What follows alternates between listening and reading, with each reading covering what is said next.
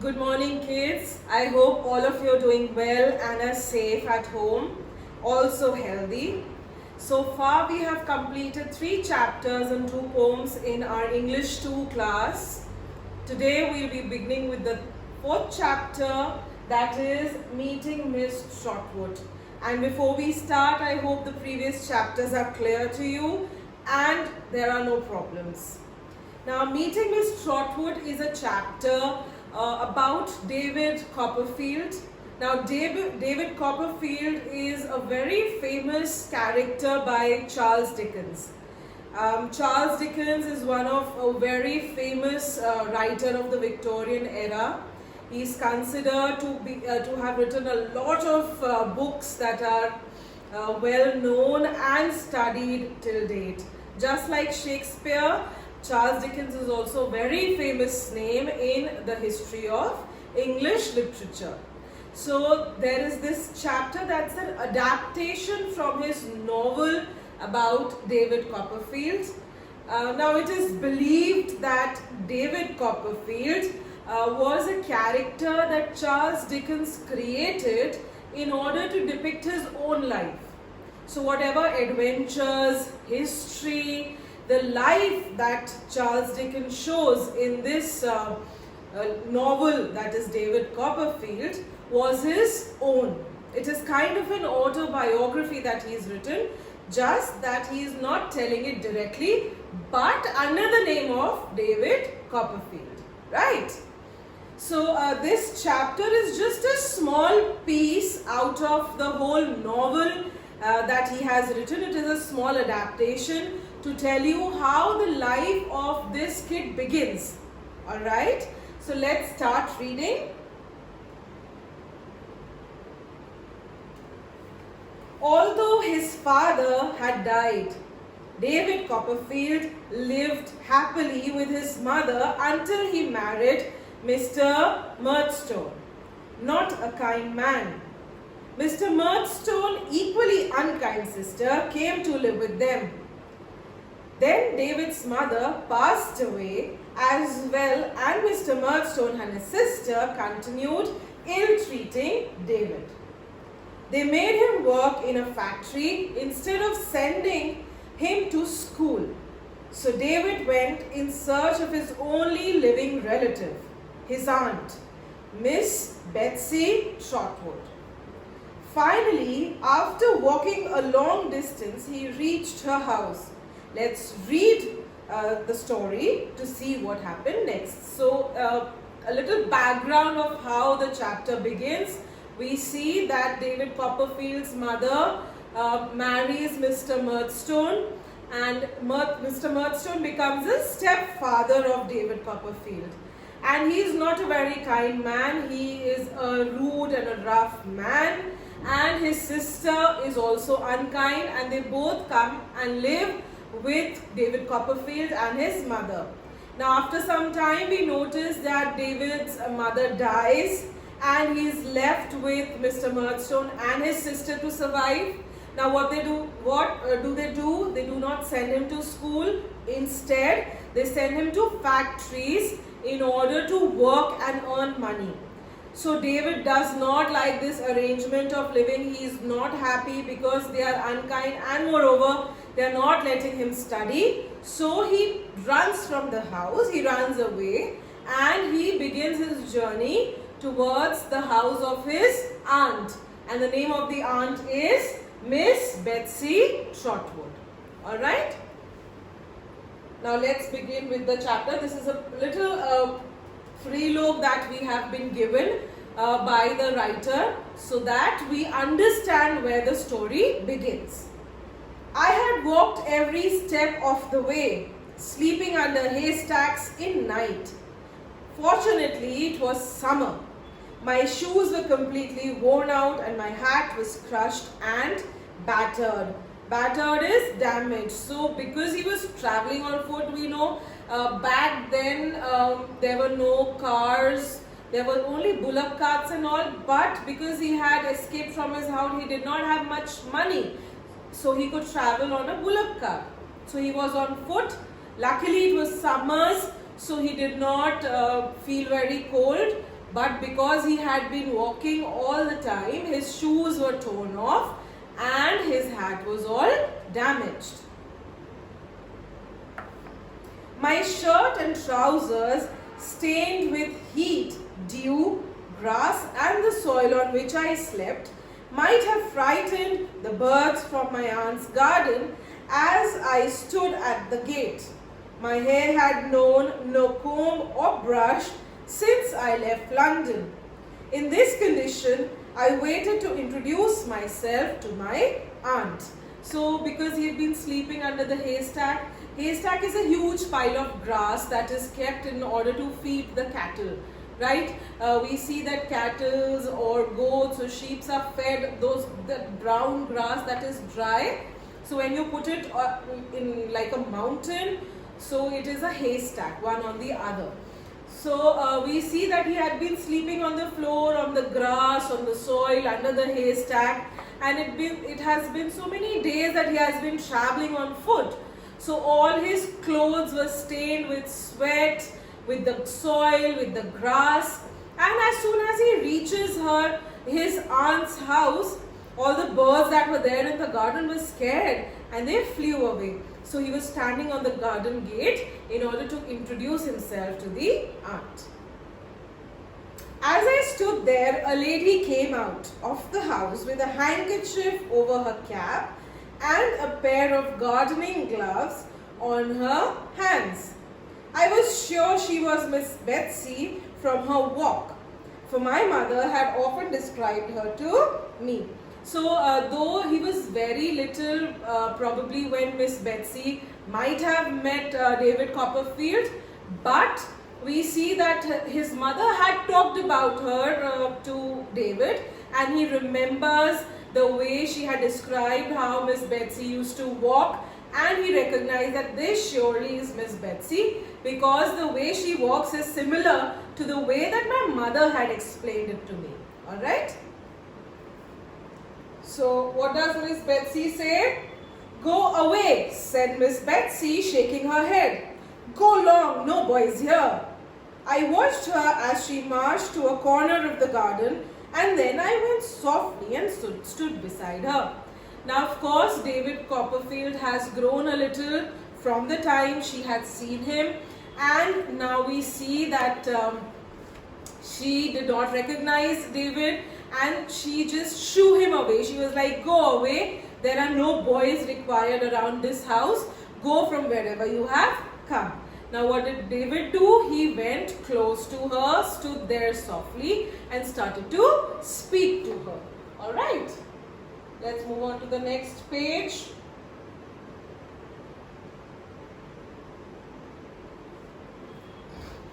"If you please, ma'am, if you please, aunt, I am your nephew." So he softly says, "If you please, ma'am, if you please, aunt, I am your nephew. You don't recognize me, but I am related to you." "Oh Lord," said my aunt and sat flat down on the garden path. "I am David Copperfield of Blunderstone in Suffolk, where you came when I was born." So see, I told you when he was small enough, Miss Betsy must have gone to see him, right? So he was a baby when he was born. She had gone to see him. So of course she doesn't recognize David because he's all grown up now. "I have been very unhappy since my mother died. I have been taught nothing to make work instead of being sent to school." So he expresses how he feels, that he is very unhappy since the time his mother has died. Of course, he is grief-stricken. He misses his mother, and moreover, Mr. Murdstone and his sister had been sending him to work in the factory and not to school in order to study. So he is very unhappy and very dissatisfied. It made me run away to you, and I have walked all the way and have not slept in bed since I began the journey. So he says that this is the reason I ran away from that house, because I was not happy and because the way I was being treated, I have been walking for so many days to come to you, and I have not slept on the bed. We remember him telling us that he's been sleeping under the haystack, on the soil, on the grass, and that's how his clothes are also stained. So he hasn't slept on a good bed since the time he left London. Here my self-control gave way and I burst into tears. My aunt got up in a great hurry and took me into the house. The first thing my aunt did was to give me lots of strange tasting tonics. So while he was telling all this to Miss Betsy, his aunt, he started crying because he was so unhappy and he was so emotional. Also because his mother had died and he couldn't have had somebody to lean on and have comfort from. So we see that he starts crying, and what does the aunt do? She got up in a hurry and ran into the house. The first thing she did was to give him tonics. So tonics are like a medical liquid because he has been on the road for so many days. So if he had any cold or cough or any virus, bacteria that he might have picked or any infection that he might have picked on the way should be washed away. So he was given those medical liquids to soothe the inside of the body. Alright. After that, she gave me a shirt and trousers belonging to Mr. Dick, a nice old man who lived in my aunt's cottage, covered with 2 large warm shawls, and led me to soft comfortable sofa where I fell asleep. That was the beginning of my aunt's adoption for me. She wrote to Mr. Murdstone, and he and his sister arrived a few days later and was scolded by my aunt for the way they had treated me. So there was this person, Mr. Dick, whose clothes Aunt Betsy had given to David. He changed into those fresh clothes, and then after drinking the tonics, he slept on the sofa under the warm blankets. And after some time, we see that Miss Betsy had written to Murdstone and his sister that David was with him, and they arrived, and Aunt scolded him really badly for the way they had treated David. They had not let him go to school and study. Instead, made him work in the factory. Mr. Murdstone said finally he would take me back if I did not return there, and then his doors would be shut again for me forever. So he said, the Mr. Murdstone, he was an unkind man. We see that he's rude. So what did he told? Instead of consoling David and asking him why did he do that and what was the problem, we see him telling that if you don't come with us right now, I will not take you back in my house. You can stay wherever you want. You will not be welcomed in my house. And what does the boy say? Said my aunt. Are you ready to go, David? So aunt asked David that, are you ready to go back with Mr. Murdstone to his house? I answered, no, and pleaded with her not to let me go. He was of course not ready to go with Murdstone. That is the reason he had run away, because the way they had been treating him. And hence we see that he is not interested in going back, and he is requesting Miss Betsy that please don't let me go. I'll be sad again and I will not be treated nicely, and I don't want to go back. So what do we see? She pulled me towards her and said to Mr. Murdstone, you can go when you like. I'll take my chance with the boy. So I'll take my chance with the boy here means that I'll see how I can manage with him, and probably he will not disappoint. He will be a nice boy to me. So I am not letting him go with you because he is very scared and unhappy because of your behavior towards him. So I am going to take care of him.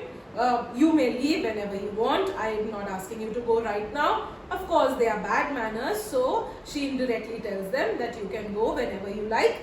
But David Copperfield will not go with you, and he will stay with me. Let's move on to the next chapter.